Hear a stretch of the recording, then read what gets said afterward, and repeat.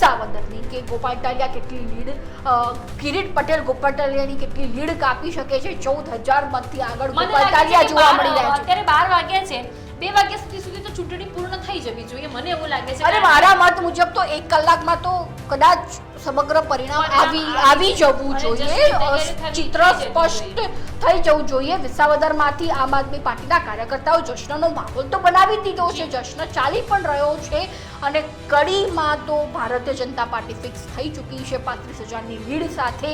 હવે વિસાવદરમાં જોવું રહ્યું કે કિરીટ પટેલ કોઈ લીડ કાપે છે કે કેમ, અને હવે તો મોટો પ્રશ્ન મુસ્કાન એ છે કે કેટલી લીડ સાથે ગોપાલ ઇટાલિયા જીતે છે, જે સૌથી મોટો પ્રશ્ન છે.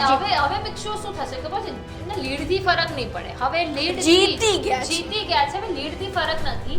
હવે ખાલી એમ કે છે ને ચૂંટણી પંચમાં જે પણ ચૂંટણી કમિશન છે એમ કે છે કે ભાઈ 800 મતથી ગોપાલ ઇટાલિયાનો વિજય. તો કેટલી લીડ છે, શું થયું એનાથી મતલબ નથી. વિજય ધારાસભ્ય બનવું હતું, એક વખત ટ્રાય કરી લીધો, બીજી વખત એમને એવું હતું કે જનતા મારા પર ભરોસો મૂકશે, મને મત આપશે, એ પ્રમાણે મેદાને ઝંપલાવ્યું હતું. એમનો વિજય થાય એવું સ્પષ્ટ લાગી રહ્યું છે.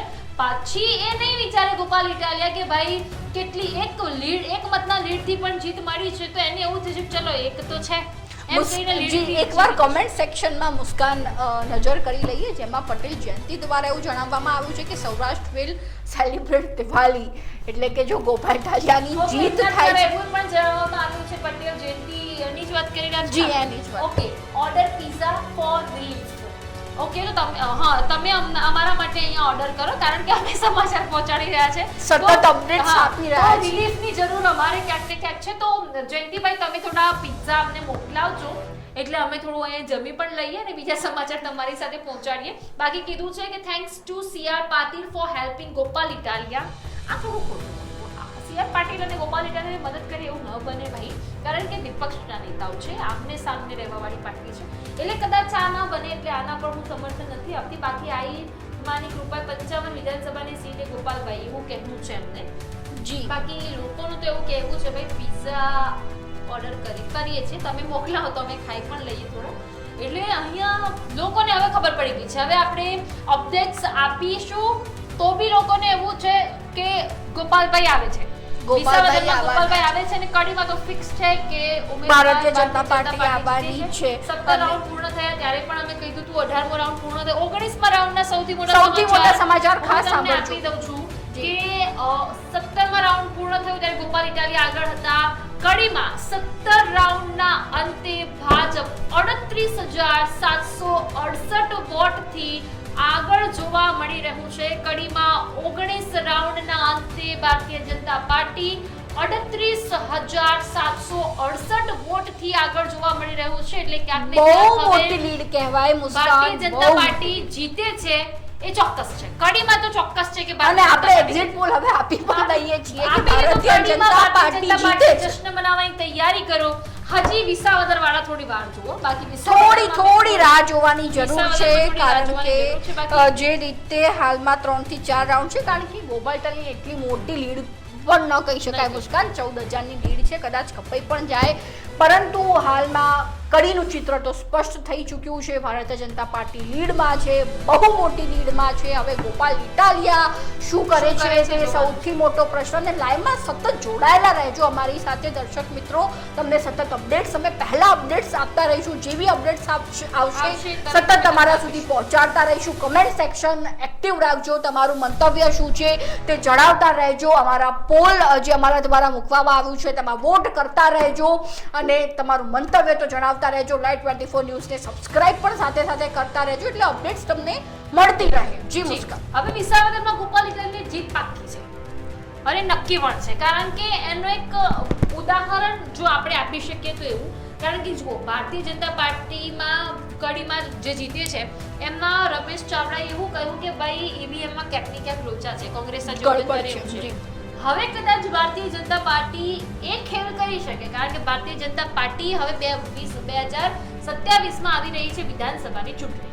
વિધાનસભામાં મને ખબર છે કે ઈવીએમમાં લોચા થવાના છે.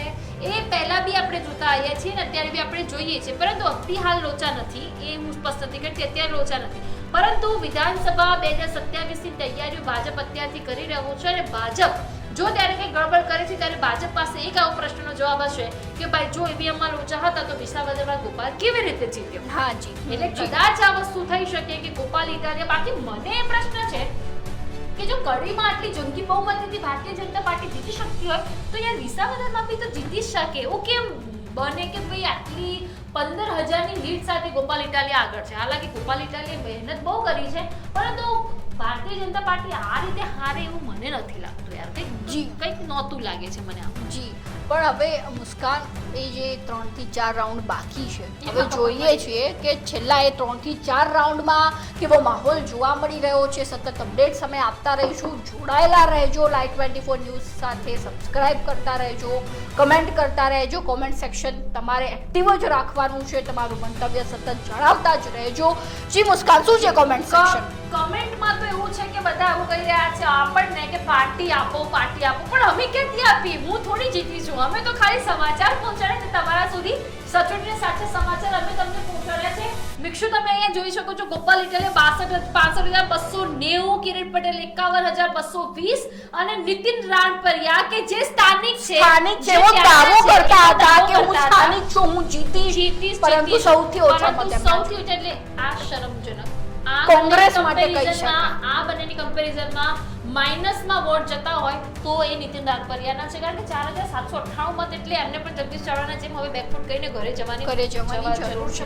પણ મુસ્કાન, આ બંને ચૂંટણીમાં તમે એક વાતનું એનાલિસિસ તો કર્યું છે કે હવે કોંગ્રેસ તો નહીં ઘૂસવા દે, કારણ કે કડીમાં ભાજપ જીતી ગઈ છે. કોંગ્રેસ એકદમ ઓછા વોટ જોવા મળી રહ્યા છે. વિસાવદરમાં તો નિષ્ક્રિય જોવા મળી હતી. એટલે હવે ટક્કર આમાં આપણી અને ભાજપની છે. કોંગ્રેસનું નામો નિશાન હાલમાં નથી દેખાઈ રહ્યું. અને સતત અપડેટ્સ આપતા રહીશું. અમારી સાથે જોડાયેલા રહેજો. કમેન્ટ સેક્શન એક્ટિવ રાખજો, સબસ્ક્રાઇબ કરતા રહેજો. અને મુસ્કાન, જો કોઈ અપડેટ આવ્યા હોય તો દર્શક મિત્રો સુધી પણ પહોંચાડતા રહેજો. અત્યારે ફક્ત 20 હવે થોડા રાઉન્ડ બાકી છે. 19 રાઉન્ડ સુધી આવી ગયું. થોડા રાઉન્ડમાં છે ને અસમંજસનો માહોલ રહેશે. થોડો બીજા રાઉન્ડ આવતા થોડી વાર લાગશે, કારણ કે હવે આ છેલ્લા રાઉન્ડ છે. છેલ્લા રાઉન્ડ છે એટલે હવે 19 એટલે 2 રાઉન્ડ બાકી છે. 2 રાઉન્ડને આવતે થોડી વાર લાગશે મને એવું લાગે છે, કારણ કે હવે આટલા રાઉન્ડ અચાનક જ આવી ગયા છે. જે ગણતરી કરતા હશે કદાચ એમને જમવાનો ટાઈમ પણ થઈ ગયો, આપણે એવું માની શકીએ, કારણ કે હવે 12 ને 8 થઈ છે. પરંતુ વિસાવદરમાં 19મા રાઉન્ડના અંતે આમ આદમી પાર્ટીએ 13,377 મતની લીડ સાથે આગળ છે. વિસાવદરમાં 19મા રાઉન્ડના અંતે ભાજપને 54,000 જેટલા મત મળ્યા હોય એવું લાગી રહ્યું છે, જ્યારે ગોપાલ ઇટાલિયા છે 65,000ની લીડ સાથે 65,000 જેટલા મત જે છે એ ગોપાલ ઇટાલિયાને મળ્યા છે. એટલે ક્યાંક ને ક્યાંક ગોપાલ જીતે છે એવું મારું કહેવું છે. જ્યારે કે જો ગોપાલ ઇટાલિયાના છે 65,200 ને ગોપાલ ઇટાલિયાના 5,290 મત છે. કિરીટ પટેલના 51,220 મત છે. નીતિન રાણપરિયાના તો મારે કહેવા જેવા નથી, કારણ કે નીતિન રાણપરિયાના ખૂબ જ ઓછા મત છે. એટલે કોંગ્રેસ પાર્ટીનું કંઈક અહીંયા નિમ્ન થાય એ પ્રમાણે કામ મારે નથી કરવું. એટલે 4,798 મત જે છે એ આ ભાઈને મળ્યા છે, નીતિન રાણપરિયાને. છેલ્લી મહેનત છેલ્લું એવું કેવું છે અશોકભાઈ ચાવડાનું, સતત મહેનત કરતા ગોપાલભાઈને વંદન. જી, મહેન્દ્રભાઈનું એવું હાર્ટ એમને મોકલ્યા છે. Kirit Patel has left counting centre. Kirit પટેલે જે ચૂંટણી પંચ છે, ચૂંટણીનું બૂથ છે, છોડી દીધું છે એવું એમનું કહેવું છે. ભાઈ એવું મેં તો જોયું નથી, તમે કહો છો તો હું માની પણ લઉં છું કે કદાચ એમને છોડી દીધું હોય. બાકી મને નથી લાગતું કે કિરીટ પટેલ હાર માને, કારણ કે બેમાં પણ ખેલ રચાઈ શકે. ખેલ રચાઈ શકે, કદાચ લીડ કપાઈ પણ શકે ગોપાલ ઇટાલિયાની. મુસ્કાન, એટલે જો સતત તમે અપડેટ્સ પણ જોતા રહેજો કે કોઈ અપડેટ્સ આવે છે કે કેમ, કારણ કે દર્શક મિત્રોને આપણે પહેલાં જણાવી શકીએ.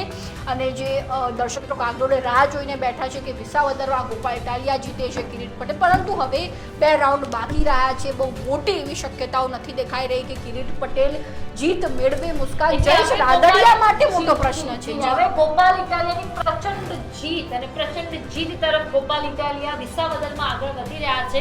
અને ક્યાંક ને ક્યાંક જે હાલત છે જયેશ રાદડિયાની થોડી ઢીલી પડતી હોય, કારણ કે એમની શાખ ઉપર બની આવ્યું છે. જ્યારે આપણે ગયા ત્યારે આપણે ઇન્ટરવ્યુ લેવું હતું ત્યારે જયેશભાઈએ કેવા પ્રમાણની વાત કરી હતી મને પણ ખબર છે અને તમને પણ ખબર છે. કદાચ જયેશ રાદડિયાને હવે એમ કહેશે કે ઇન્ટરવ્યુ લેવું છે તો પણ મને નથી લાગતું કે હું તો લેવા જઉં, કારણ કે જે પ્રકારે જયેશભાઈએ અમારી સાથે વાત કરી હતી, નો ડાઉટ એ થોડા બિઝી હતા, સરકારી ક્ષેત્રે બહુ મોટું નામ છે. પરંતુ કોઈ પણ મીડિયા કર્મી એમની સમક્ષ જાય છે તો એમને બાઇટ આપવી એમની ફરજમાં આવે છે. ત્યારે કિરીટભાઈએ અમને બાઇટ આપી હતી, અમને ખબર છે. એટલે કદાચ વિસાવદરમાં ગોપાલ ઇટાલિયા પ્રચંડ જીત તરફ આગળ વધી રહ્યા છે. કડીમાં કોણો કમાલ છે તો તમે જોઈ લીધું. કડીમાં ચોક્કસપણે ભારતીય જનતા પાર્ટી આવે છે. હવે સતત અપડેટ 20માં અને 21માં રાઉન્ડની છે, પરંતુ એ આવવામાં બહુ વાર બહુ થોડોક ટાઈમ થઈ ચૂક્યો છે, કારણ કે સતત અપડેટ જેવી રીતે પહેલા રાઉન્ડની આવી એવી રીતે નથી આવી રહી મુસ્કાન. એટલે ખાસ જોડાયેલા રહેજો. થોડા જ સમયમાં 20 ને 21 રાઉન્ડની અપડેટ આવી જશે દર્શક મિત્રો. વિસાવદરનું ચિત્ર સ્પષ્ટ થઈ જશે. ગોપાલ ઇટાલિયા